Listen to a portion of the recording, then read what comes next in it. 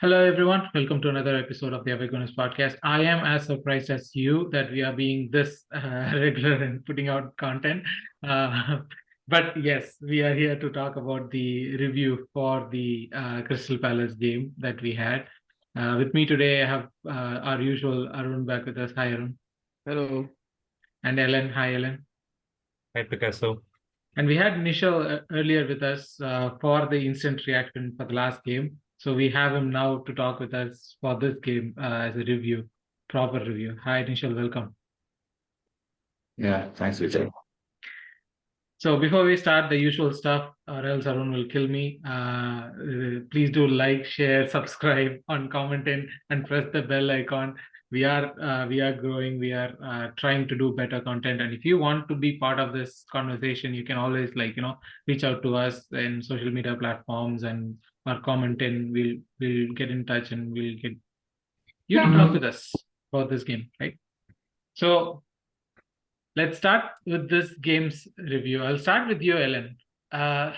First reaction of this game after the game ended, right? So for me, it was a difficult one to compartmentalize. On one hand, I know that, okay, as a team, we are bound to go through these kind of games. Even last year, when we went on those amazing run, now when we look back, we might look at it and go like, oh yeah, we had this amazing run. But not all the games in that run was great, right? We still had this kind of game even last year. But for me, also the other side of it is, yeah, it's great to have won, but how we won is a little bit different, right? It's also a little bit difficult. So I'm very conflicted. How are you feeling about it, Ellen? Okay, see, in the past, right, like we have said many times, it is not important to win the games when we are playing well. It is important to win the games when we are not playing well. So that is the thought that was running in mind. Like these are the games which we will lose in the past. And again, Crystal Palace in their home ground, right? They are always a force, at least for us, with Zaga and everybody running 3 yards against us alone. Like they will play very badly with the other teams, but they will always compete with us. So seeing all of that, right, and with like Tomiyasu's red card and everything, I felt it was like a well-earned 3 points for us. Because the way we played after we went to 10-man and everything was like really good. So I see a lot of positives. Yes, if you ask whether it's a complete proper game for us, it is not. But like the victory in such kinds of games where we are not our 100%, right, is like more important. And that is the thing, you would have seen, right, with Ferguson and others in the past, like when they were bad also, they'll be winning against teams. That to the lower of teams, where we normally lose points. So because of that, I was like relieved. You can say that word. Like at the end of the game, it was more of a relief for me. Finally, we got the 3 points here because it looked like we might lose points there. But Nishal, I'll get back. I'll bring you into this conversation, right? Like what Ellen said is true. Yeah, we have to win games which are difficult. But for me, the problem is why are we making this game at the start of the season difficult? It shouldn't be difficult. We went to Crystal Palace last season and we played much better in my eyes at least. So why are we making this? Why is this game difficult? It's the second game of the season. We should be flying. We had great signings. We had Rice in, Havertz in. This is a team that came second last year. This is a team that won against City in the Community Shield. They should be pumping, running, and playing their best football, not like grinding out a result at this point of the season. It currently looks like Arsenal are still trying to find the best 11, actually. We are still, Arteta is trying to experiment in few positions, especially in defense. He was like very happy with Timber. He thought like he has a perfect inverting fullback. Now suddenly Tomiyasu is in again. Next game we'll be having maybe Zinchenko there. So he's still experimenting. And there are a lot of debates of Havertz position, Nketiah's position, the multiple positions. We still don't know which is our like best 11. So yesterday, actually, Crystal Palace away, even I was not that confident with again their away game or their first away, their home game for Crystal Palace. Yeah, but actually happy with the 3 points. We should get better maybe against Fulham. Hopefully, we turn things around. I mean, that was, yeah, that's the other point that I was getting at, right? Sorry, Ellen. Yeah, you had a point. No, yeah. Like just to help you, Vijay, like you were saying, this is the starting of the season. We all should do well. Only 3 teams have like 100% record, and like if you take only 7 teams, right, like are yet to lose this season. Just with 2 game weeks, everybody has lost. Yeah. Kind of like so. This is like not a usual season where like say 4 or 5 teams. Like if you see right, like that 100% record will be there for like 5, 6 teams at least for 5, 6 game weeks most of the times. Like so, this time it's tough. Maybe because many teams are getting into transitioning. Even now, right, we are still in transition phase. Like with the new players trying to gel and everything. So, or it could be like an extended last season, right, because of the World Cup and like the usual rest is missing. So there is some fatigue issues in most of the teams also could be. Okay. But data-wise, it doesn't look like a normal season. I mean, yes and no. If we are looking for, I don't, if you are looking for a title, if you are going in for the title challenge, as all Arsenal fans are saying, that we are going in for the title, we are going in for the title Who challenge. said we're going in for? We're going in for the quadruple. What are you talking about? Why are you Quadruple. I don't understand. I mean, I thought I was the deluded Arsenal fan in this group. I don't want to put that on you now. But if you're going in for the title, I don't want to dwell on the, that at the point that, yeah, we have won, it's 3 point, we have to be happy about it. But the starting lineup, Nishal was mentioning about the starting lineup. Arteta is still trying to figure out the starting lineup, is what he said. When we made the predictions for this game, when we were talking among ourselves, like, okay, this is what the team will look like, and all of us expected Gabriel to come back into the team, especially with Timber injury. We thought like, okay, Gabriel will come back and we'll have a settled back four. Persisting with Partey, was it for accommodating, Havertz in the team, or was it a tactical switch? If it is a tactical switch, why was Gabriel the scapegoat instead of someone else? Because Gabriel is like probably, I think yesterday Saka, whether he equalized Paul Merson's record of 76 games or he went bust, something like that. But 82 games, yeah, he equal Merchants. yeah. So if that's the case, the second person in that team who have been consistent for last couple of seasons have been Gabriel. So what is happening here? Why was Gabriel the person who was dropped?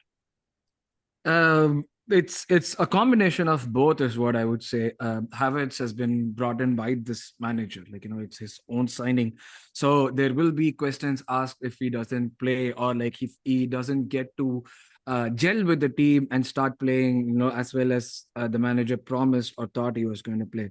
So there will always be this thing where he would have to be in the team, because that's a long-term vision, right? The long-term vision is like Partey will be moved out and Rice will take over the position at 6, and Havertz will be the one playing on the left-hand side as the 8, the LCM attacking 8. So given that, this is like something that we will have to go through, having Havertz play there, So Havertz will need to get the game minutes, and for that, if we really look at the starting lineup that we have, unless Zinchenko is actually present in the lineup, we do not have that control on the left hand side that would enable someone like a Havertz. Even the last game, if Timber had been there, like the difference between how Havertz was playing in the first game and the second game was like sort of a bit visible to see, in the sense that as long as Timber was in the first game, present on the field before he got injured, Havertz seemed to be more involved in the game. Like even yesterday, he was pretty involved in the game, but like we as fans look at stats, and if the stats don't tell us anything that we want to see, we just start like blaming the player at that point. So if you're asking me if it was like the Partey move to right back was done to accommodate Havertz, Yes, but again, that's the only thing that we could possibly do because Tomiyasu had to play as a conventional left back on the left, which meant that, like, Partey had to provide us with the control in the middle of the field, especially against a physical team like Crystal Palace, who have like that ability to sort of break you down with their physicality. And they were fantastic in the last game. Like, I was expecting them to play a low block and, like, get beaten after 20, 25 minutes. But they were consistently good for the first 45 minutes, all of the 45 minutes. It's not something that I would expect from a Crystal Palace, like especially playing against us. So that also made it seem like Havertz was not as effective as he normally was supposed to be. But then he did a lot of. I was surprised too. I saw like all of his stats today, and I was like, he was the one who won all the duels. He didn't lose one duel. He had like a good passing percentage. He had like really good numbers. So right now the situation is such that Partey has to be played at right back to make this function. But once Zinchenko comes in and starts playing regularly, at that point, possibly Partey might not even be making it to the first 11. He would probably be, because again, Havertz will have to play. There is no two ways about it. Even Mikel said at the beginning of the season, when we were in preseason, he said, like, these three have played just 3 or 4 games. Now wait until they play 55 games, which means the manager will continue giving him chances unless we start losing points because of the player or the impact that the changes that have been made are affecting, like, the overall impact of how we play and losing as points. So until then, Havertz is going to be a part of the team. Right now, Partey is playing because Zinchenko is not available. But once we get to the situation where Zinchenko is available, Gabriel will be slotting into the left center back, and we'll have White at right back, and Partey will be coming on in the second half. That's how I see this like panning. Zinchenko will provide the necessary control that we need on the left side and will enable Havertz play as well. So that's the reason why I feel that this is going to continue, and Gabriel will come back once Zinny is like back in the starting line. Nishal, do you feel that from the team selection? Because yes, like Arun said, after the game, Arteta was asked about Gabriel's position, and he too confirmed, like, oh, this is just like a tactical switch. He will be part of the team. But there are talks about Al Hilal, the Saudi club, coming in and bidding for him. Also, like Real Madrid. Yeah, I have no idea of the name, but also like Real Madrid has shown interest, is what the rumors are. Do you consider, like, considering this is very late in the transfer, would you sell, or if you sell, what would be the price that you would sell Gabriel? No, definitely. I don't think so. Like whatever the price, Arsenal won't be looking to sell Gabriel, especially this late in the window. I think even top journalists like Fabrizio clearly told that Gabriel is not for sale. And Gabriel, maybe because of those rumors, distraction, maybe that might be a factor that he's been this one, along with the tactical setup, whatever it is. But I think he ended the game with armband, wearing the armband, I think, Gabriel. Yeah. So I don't think so. Arteta clearly told that Gabriel will be like keep this key part of this part of the team, and he'll be playing a lot of games this season. So that shows Gabriel is not for sale. So now, at least when the lineup came, most of the fans were actually shocked. So suddenly, a lot of rumors came about Gabriel's this one exit, those things and all. Anyway, I don't think so. Gabriel will be moving out. Anyway, also we are seeing like we are short in defense.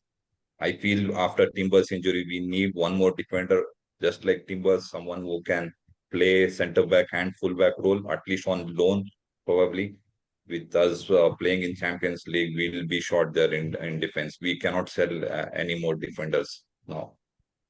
Ellen, about the start of the game, right? Like, yes, whatever be the discussion about the starting lineup that we have had, at the end of the day, the game is played by the players on the pitch, and whoever's on the pitch has to be the strong 11 that we have to. I felt the start or the first half of the game, at least, it was more of an even footing, where like Crystal Palace was also very dominant. I expected Crystal Palace to be very, playing with a low block, very deep in their own territory, you know, putting up a wall against us, that kind of a play. But really, it didn't happen like that. They were out of the blocks too. They were trying to attack us. they were trying to take their opportunities. There were a couple of instances where I thought, oh yeah, this is going in, but still, it was more of a even footing in that first half.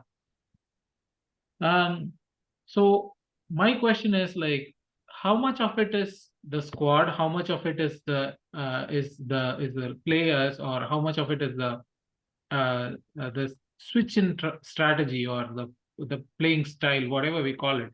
How much of it is impacting us from being, or am I expecting too much from this team that every game should be like flamboyant, this attacking play? Am I expecting too much from this team? Okay. See, I will answer it. Like, I will say, like, it's a, I will say, personal issue. The reason is like, if you see our last entire season, right? We had like Ben White doing that inverted fullback role, or Zinchenko doing it. Even though Ben White was not as effective as Zinchenko, but at least like he was trying it. But now, right, we have like Tomiyasu and Partey as like right back and left back, left back and right back. So both of them are like traditional players, and they cannot do that inverted fullback. And our attacks were all on the basis of that. So I think like what Arteta is trying to do is like trying to create a plan B strategy, because these are relatively easier fixtures compared to the big teams like we will be facing later. And like, hey, even if there is an injury and he has to shuffle like Ben White to center back or anything, like he wants other players to play that right back and left back role. And like, because we don't have this inverted fullback, right, our attack is not the same as like last year. See, and that is the reason why you might see a drop in this thing, and as well as like with the new players, right? It takes some time, like at least 3-4 games. See, preseason is okay, but preseason they won't play with the same intensity. So the opponents might not play with the same intensity. They will have like various things, like they will be verified.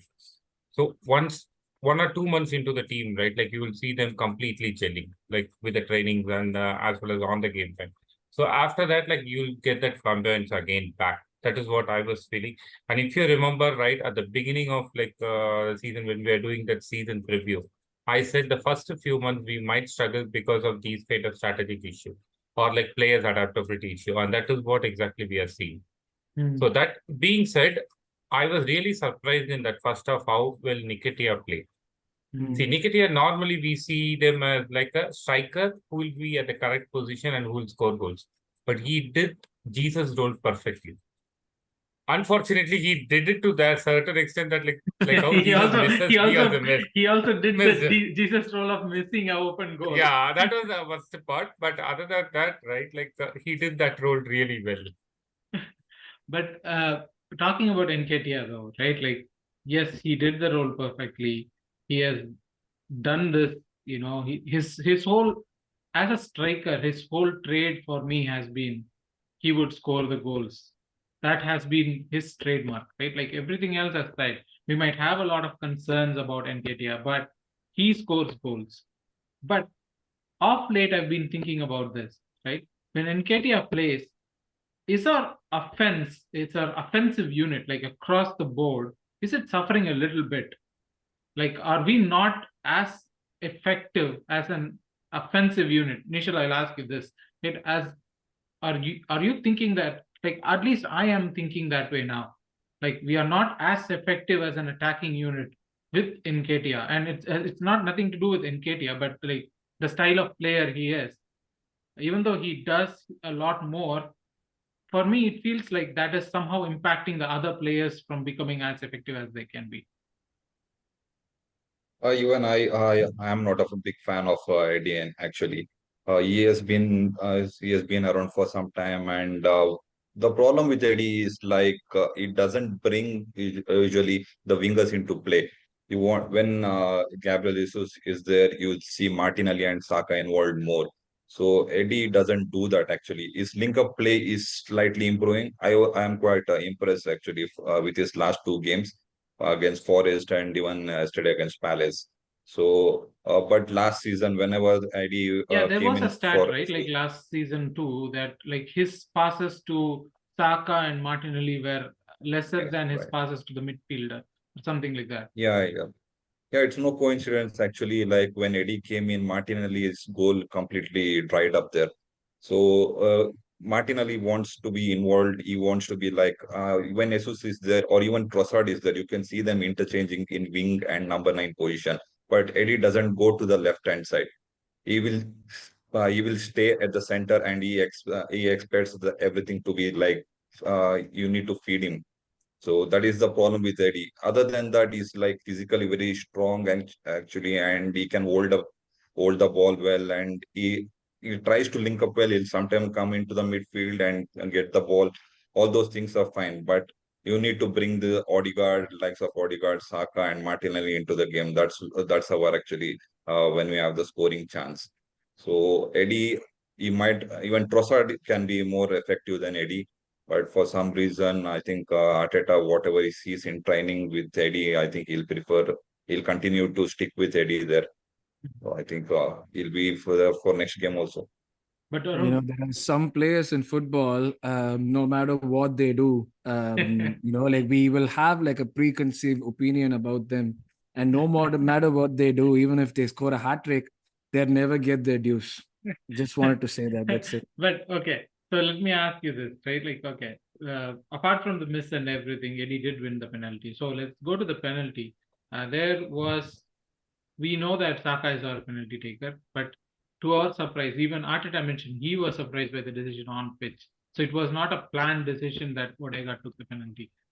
How much of it is because of how the player feel about himself, like Saka feel about himself of the penalty decision, or is it just like a moment where Saka went like, yeah, you can have it?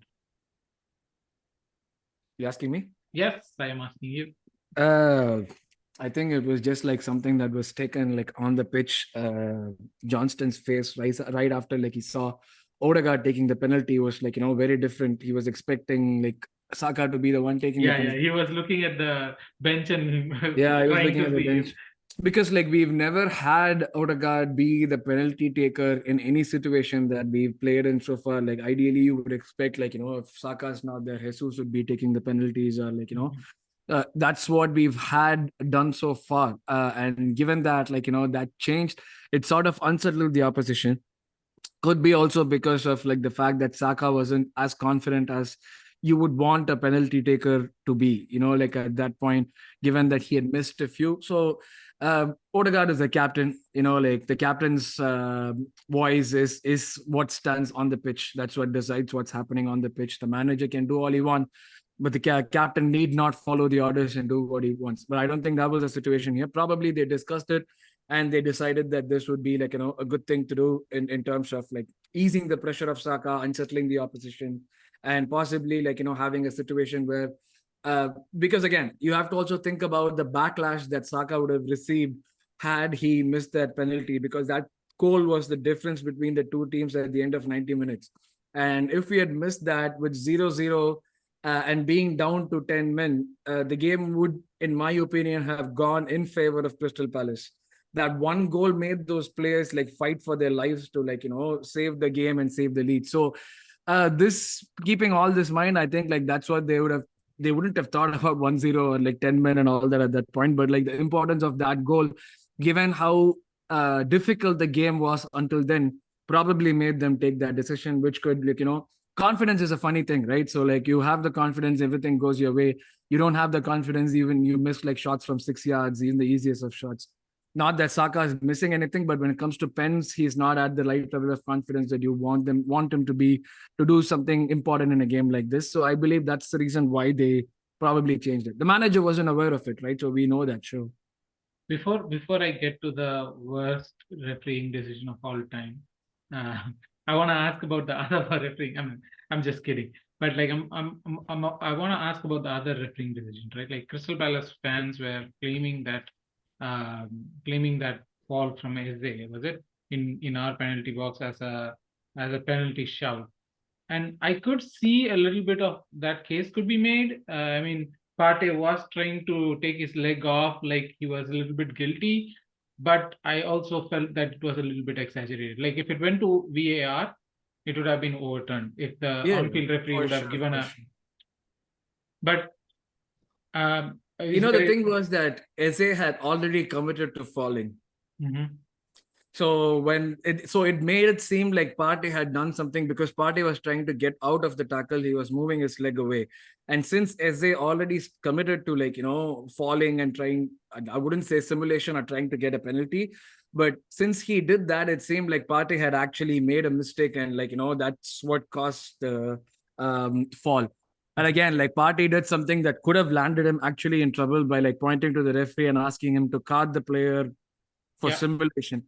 So yeah, for me, that was not a penalty. I don't see any reason why it would be called a penalty. Okay. Now the big question, right? Like the 2 yellow cards. For me, the first yellow card was completely unjust. I mean, second yellow card is unjust, but first yellow card for me was a complete unjust thing to do, especially because the time wasting was not done by Tomiyasu. It was done by a player before him. And I'm not slating Harvards in any of this. This is a cumulative effort, right? Like the team was doing that. Like Partey was doing that. Even Ramsdale was doing that, and all those things. But two parts to that question, and I want everyone to answer. Anyone could answer, right? Like first part is, why are we trying to time waste at 60 minutes mark? We should have not been trying to do that at 60-minute mark. I would understand it if it was like 70, 80-minute mark, then I would understand it. But like 60 minutes is too early in a game to start time wasting, especially when before the start of the season, the referees and the FA took everyone in and explained that the new rule is that the time that is wasted will be added at a later point. So there is no point in us doing that. That is my first part of the question. Second part of that question is, like, even after all that, how much of that is unfair for Tomiyasu to get that yellow? Anyone wants to take this up? Yeah, see, I will take it up maybe. Like, see, time wasting, right? Like, as I said, right? Like, the team is not playing to their ambience, right? So, we cannot expect like 2 goals or 3 goals, like, with the way we are playing at the moment, I think. So, like, because of that, right? Like, that 1 goal, the team was like trying to fight for it. Like, they won the complete 3 points. So, like, it is natural. See, we can say a lot of new rules, the way referees follow everything. Let us take VAR, for example. Like, it is followed better in many places than in England because the referees are bad. Like, they cannot change whatever they were doing previously. They cannot change that. So that is the reason why, like, players cannot adapt quickly. Also, even now you see a lot of players going and complaining to the referees and getting a card. Only after they miss some games or something, right? Like, they're getting 5 yellow cards quickly, they will start reducing, like, going and protesting against the referee. It won't change in overnight. So that is what has happened. But coming back to the refereeing decisions, it was completely bad. Like, say, if we have to give, like, whatever, like, the second one, like the first one, like, let us, like, assume, like, he got irritated and gave it, like, because of too much of time wasting from the team. Like, the second one, right? If we are going to give for that, I will just say one person, Rodri should get like minimum of 3 red cards in every game. He does this very regularly. So, like, if that is going to be the case, right? Like, it is, and just going with the same refereeing thing, right? You are asking about Eze, right? Eze, I will say, is not that good. Like, you should learn from the Liverpool how to get those penalties. Salah missed that We penalty, don't want but if him you, to learn that, okay? no, no, no, I'm saying, now we can. Now we don't no, have I'm to pay them saying, for no, quite no, some no. time. No, what I'm saying here is, like, I'm talking about the refereeing standards there. Like, see, that one, right? Like, it had like that many times, and like VAR didn't even like question that. Like, he didn't even ask the referee to come and see it, or like any of the things happened. They said that it was a very clear penalty, and I don't think that was a clear penalty at all. So I'm saying overall this year, like, whatever I'm saying, the refereeing standard is very, very bad. Than, see, in the past there used to be some bias sometimes, or like the refereeing standard used to be poor, but not to this level of poor. Yeah. It is very, very bad this season. I just hope it's a very small sample size and like it will get like corrected quickly. But like this looks scary for me because now the refereeing has got more power. So even if they make some wrong decision, a player cannot go and protest. If they And they protest, seem they'll to get a be card. like they So seem to it be has like given them a very trigger license for happy. them to make mistakes.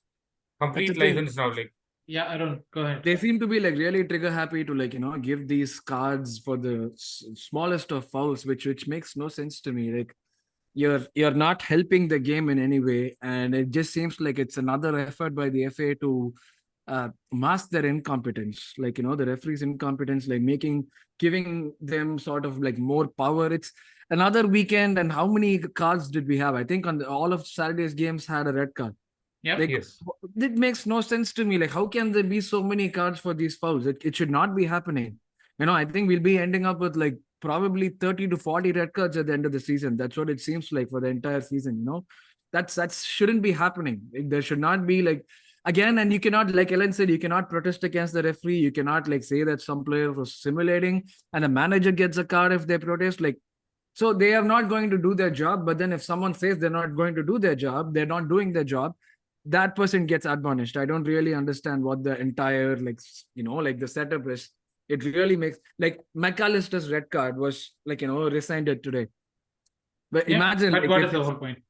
yeah, then what is the whole point? I really don't understand. Like, if it's you're so trigger happy to give a card that you're just giving it. It was a straight red. It wasn't even like 2 yellows to a red. It was a straight red, and after 3 days, they're actually realizing their mistake and giving it. Now Liverpool are lucky. Then what was the whole point of Even having VR agreed to VAR? that. Yeah, Yeah, even we are told that this one McAllister's red card was like correct.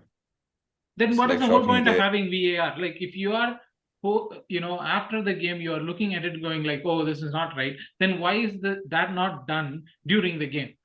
Anyways, that refereeing whole thing is like, a big decision, big discussion for me, and I don't want to get into it more because we still have a lot more to talk about. But final thoughts on the game. For me, at least, initial, like, I'll start with you. Final thoughts on this game from Arsenal. For me, 3 points is 3 points at the end of the day. I'm happy with the 3 points. I don't still see the progress the team is making on the pitch, like but it still showed me that the team has the mentality. With 10 men, we were more comfortable, so I feel happy about that. Although I don't want the team to be, playing with 10 men. So your final thoughts on the game? I was yeah definitely happy with sorry. Go ahead. happy Nishant. with yeah happy with the 3 points actually. When it's common when the transfer window is open and we have this like season started already. We the team will have some distractions with lot of rumors going around. I'm sure like by the first international break, I think the playing style and the players will be new players will be adapted. I think we'll get better with Fulham. As Fulham, I think like we should be able to cross the line, but United is like we should be sorted with our strongest lineup by then. Arun? I was happy with the win. It was a tough game, but way tougher than what I thought was going to be. And like the way we defended for the last 20-25 minutes after like being down to 10 men was fantastic. So for me, I was pretty happy with the outcome. Nervy, yes, but definitely very happy with the outcome. Okay, last question about the game. Ellen, I'll start with you. Man of the match of the game. Arsenal side said Declan Rice. There's But, only one like, man of the match. No, I cannot say like you cannot give a man of the match to the other side too. Give only one man of the match. No, I'll say Rice. Not Nishal, not going for Saliba for that one No, tackle. see, as you said, right, you just wanted Yes. one. And like most of our things, right, went with Rice as he was a single pivot. See, normally there will be two people. Like since he was a single pivot, everything went with him, both defense and offense. So that is why, like, I'm also like agreeing and giving it to Rice. Okay. Yeah, Nishal? Declan Rice was great, but I would prefer giving it to Partey, playing in his unusual position, and he's getting used to the first game. He was like a little bit getting exposed on the right hand side. He was playing as a midfielder, and he was forgetting his like defensive role. Yesterday, he was like playing like experienced fullback there. So I was impressed with Partey. Arun? I was gonna say Partey or Rice, and both of these guys mentioned both of the players. So, yeah, I would think I would say Partey. Rice was fantastic, but Partey, I didn't expect the kind of performance that he put, especially given like the kind of stick that he's been getting over the last few months in terms of like him being the one that we want to get out of the team, and like this work rate is reduced and all that. He put in like a fantastic performance yesterday. Though he was like almost dead by the end of the game, he was still like, defending, putting his body on the line and all that. So I was very impressed with him. So I'd say he just edges Rice out by a little. So for me, like he would be the man of the match. Okay, so that was our, that was our review for the game. I mean, review or thoughts, whatever you want to put it as the term. That was our thoughts for the game against Crystal Palace. Now let's talk about the, PL at large. Like I said, this has been something that we have been doing this season. To talk about other games a little bit. Even during the preview, we talked about Nottingham Forest and Sheffield United. So we'll let that game go. Arun, Liverpool versus Bournemouth. Even though Liverpool played very comfortably and they won comfortably, like 3-1 is a great scoreline, they had a red card in the game again. So what are you like?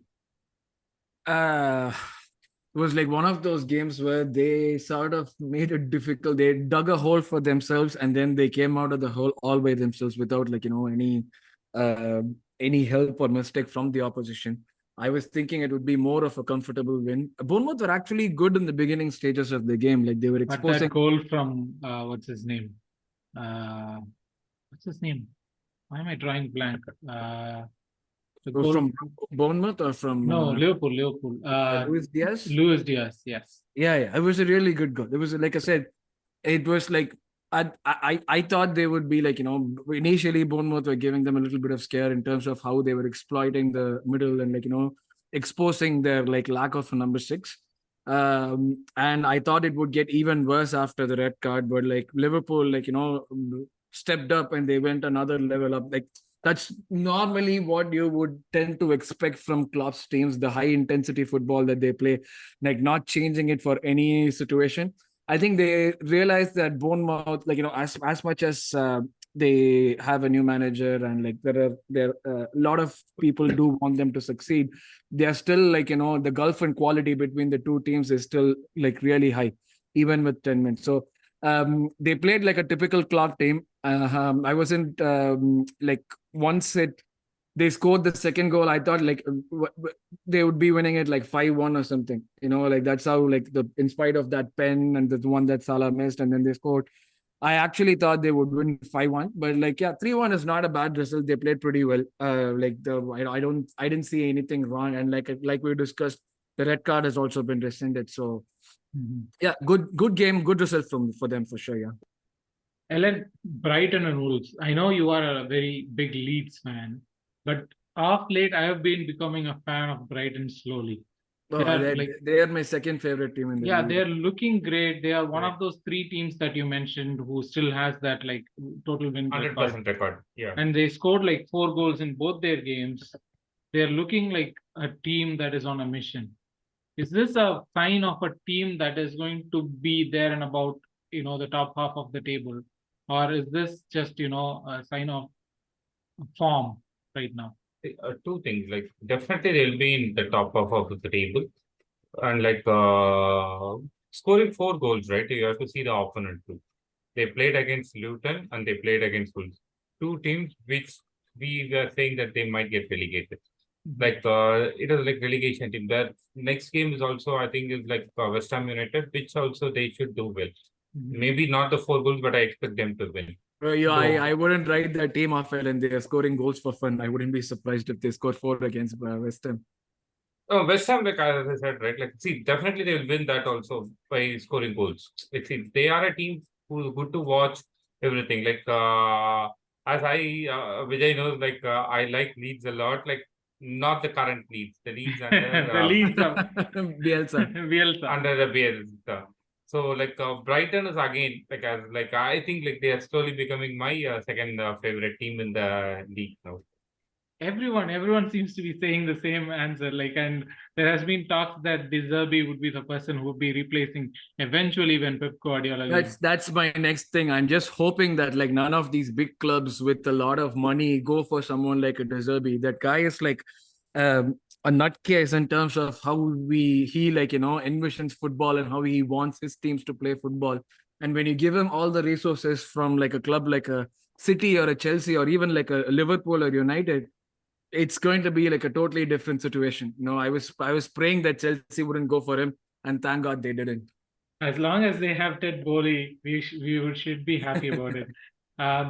So Nishal, the Tottenham versus United game, it was surprise because I mean obviously I hate both the teams and obviously I want both the teams to lose, which is not possible. If it was possible, that would have been my best case scenario, right? But still, Tottenham coming away with a 2-0 victory over United.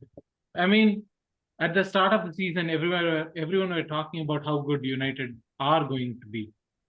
And then suddenly this United doesn't look anywhere close to being called anything good. I mean, look at us. We are all so happy about the whole situation. but still, like Tottenham winning that game is not happy situation, but like seeing United lose is a big, big happy situation. What are your thoughts on that game? Yeah, actually, United were thought to be like this one title challengers this season. But first game they were completely lucky against Wolves. The refereeing decision went in favor of them, but against Spurs it was completely open game. I think end of first half Tottenham started to dominate the game, and second half they United hardly had any possession there. So they were complete last season. Also, end of last season, they were too much dependent on Rashford to score majority of the goals for them.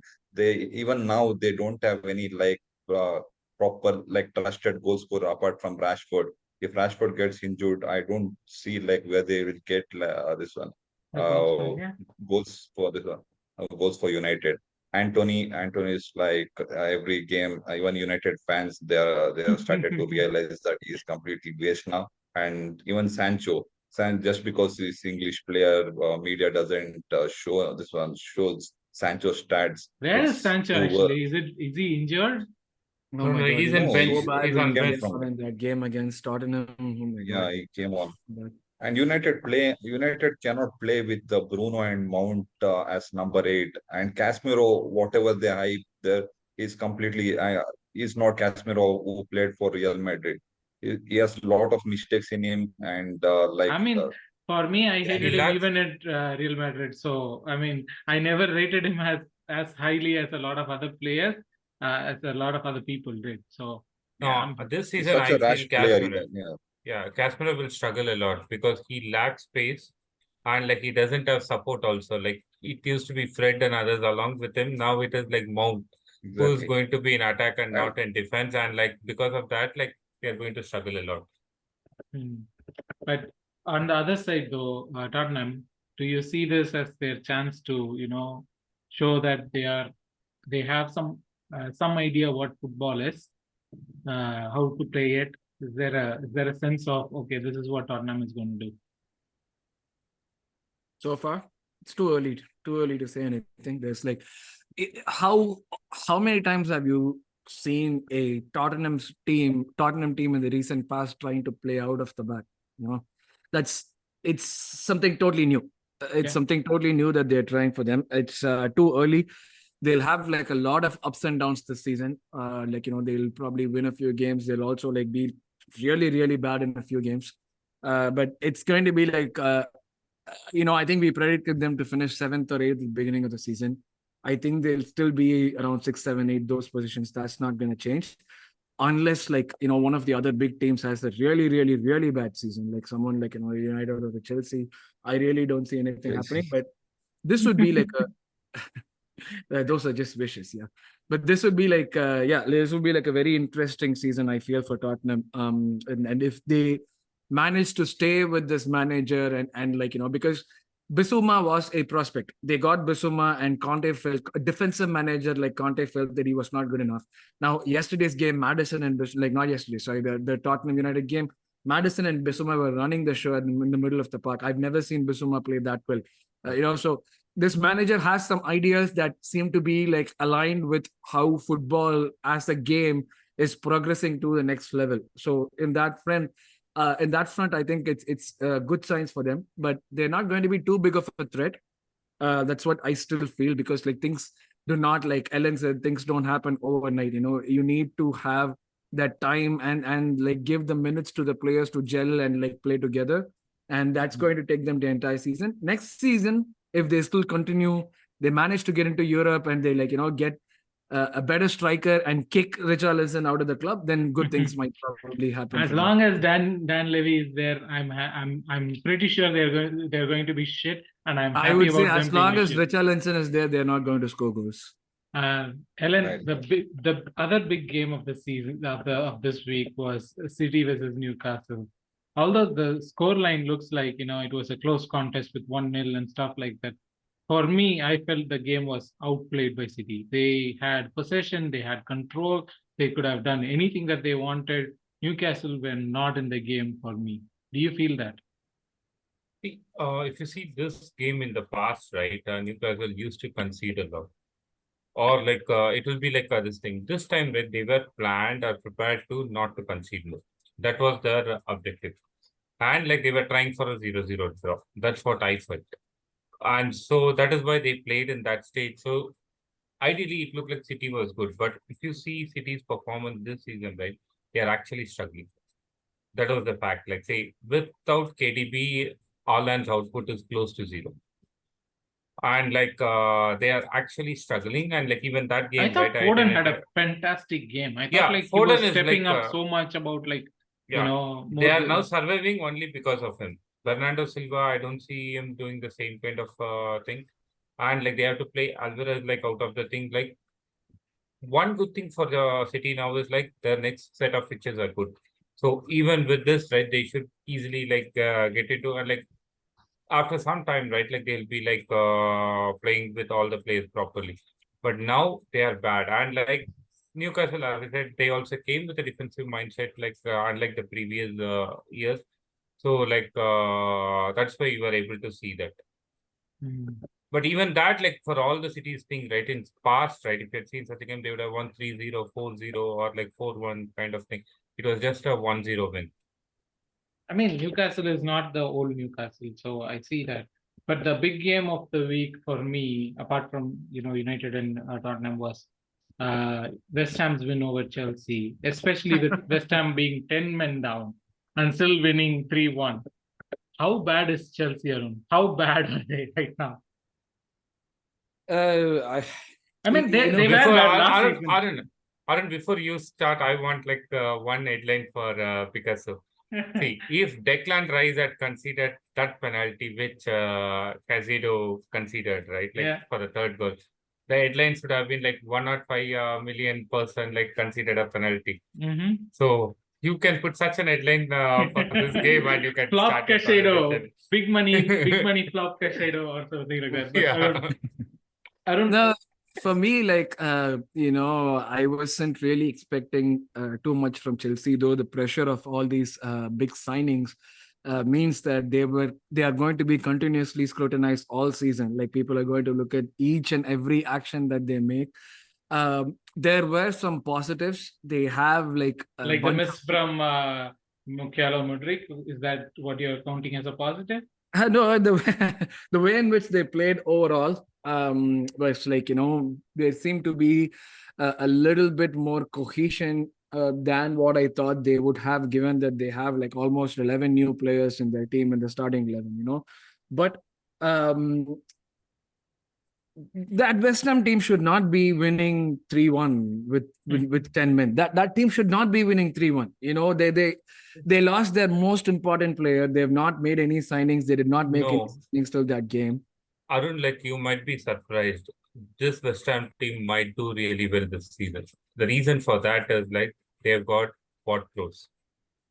No, but still, yeah, they get like the free kicks and they get like that is how they'll score, because like they have like the tall defenders. Ward-Prowse crosses will be picture perfect in free kicks or like in this thing, and they will score goals with that. Even that game, right? Ward-Prowse had 2 assists. That's the thing. So that was like pretty surprising for me. I did not expect them to lose the game. I did not expect United to lose the game either. I guess I overrated both these teams before the game week. But yeah, Chelsea losing was a big surprise for me. And I think this is the title for this. Is Arun a is Arun a closeted United and Chelsea fan? Is he is he a wolf in sheepskin here pretending to be an Arsenal fan here on our podcast? But yeah, I mean, that was shocking. Two other games, Nishal, that I thought one other game that uh, I thought I wanted to draw attention is like the Aston Villa Everton. Aston Villa did 4-0. I mean, we a lot of people expect a lot of good things from Aston Villa, but I mean, I don't, obviously. So, but still, 4-0 is an impressive win over Everton. Yeah, 4-0. Everton are very poor actually. They were lucky not to be relegated last season. I badly wanted them to be relegated, if not last season, at least this season, because we have a terrible record going away to Everton. So Everton, I don't think so. They've brought in any like quality players there. They're Mhm. trying to get in some loan deals, those things. So no, I don't think many of them expect Everton to finish within 15, top 15 or something like that. And Aston Villa have brought in DRB, likes of Watkins is there. They have got good team there. I think with Unai Emery, the European specialist, I think they might do well there. A lot of them expect them to again finish in top seven. So they will be somewhere around there in seventh or eighth. They have a good team actually. Ellen, I don't even want to talk about the Brentford and Fulham game because Fulham is like terrible, like really, really, really bad. Uh, They sold Mitrovic. yeah. Yes. Ellen, anything to add apart from that? Like Fulham is terrible. Yeah, Fulham was terrible last week. Coming week, you'll see how Fulham plays. In particular, Leno. Okay. So this is a common question, and I want all of you to answer two questions. First question is goal of the week. Arun, what is your goal of the week? Luis Diaz was a really good goal. So that's the first thing that comes. Mitoma against Wolves, where the way he dribbled through. Yeah, Luis Diaz would be second. Okay. Mitoma's dribbling was fantastic as he got past those Yeah. Wolves defenders and then Mhm. scored. Nishal, counter. your goal of the week. I liked Alvarez goal actually. It was nothing special, but like many of them were expecting Haaland to get that, but some Alvarez goal was good. Yes, he didn't take any like I don't know from where he generated so much power, but it was like slotted in beautifully actually. Ellen? For me, it's a tie between Diaz and Mitoma. Okay. Okay. And the last question is player of the week. If we have to ask you, who would be the player of the week? Like someone to look out. I mean, Ellen, you are the FPL specialist. So who was the player of the week? No, you can say like see, there are like couple of things like say just by FPL figure, right? It will be Mibambo. But he scored like penalties. Like so, but what I will say like the player who impressed me this entire weekend was like Estupinian. Like there was a stat like in this like 2 game weeks, right? The person with more attacking like stats is that Estupinian who is a defender. I mean, yeah, So he has been perfectly, yeah, like like really good with it. Arun and Nishal, any other candidates for the player of the week? Thomas Partey. Partey. Okay, that's a great shout out. Nishal? Mitoma actually, Brighton are scoring for fun, and whoever they bring on from bench, actually they are coming even Ferguson or something. Brighton is like very attractive team to watch now. So Mitoma was great. Yeah. I would also give like a special mention for Madison and Bissouma. As much as I hate doing it, hit them. both of them were like No, they were really good. They were really good in that game. Madison, Yes, especially, yes. he was having fun, and I wasn't expecting that. I really wasn't expecting that. So yeah, Yes. anyways, I think that is our end of this episode. We have talked about all the teams. We have actually analyzed a lot more than what we did last episode. So this is great, guys. Thank you so much for joining in, and hopefully we'll talk after Arsenal 10, Fulham 0. Bye. Then we're not going to talk.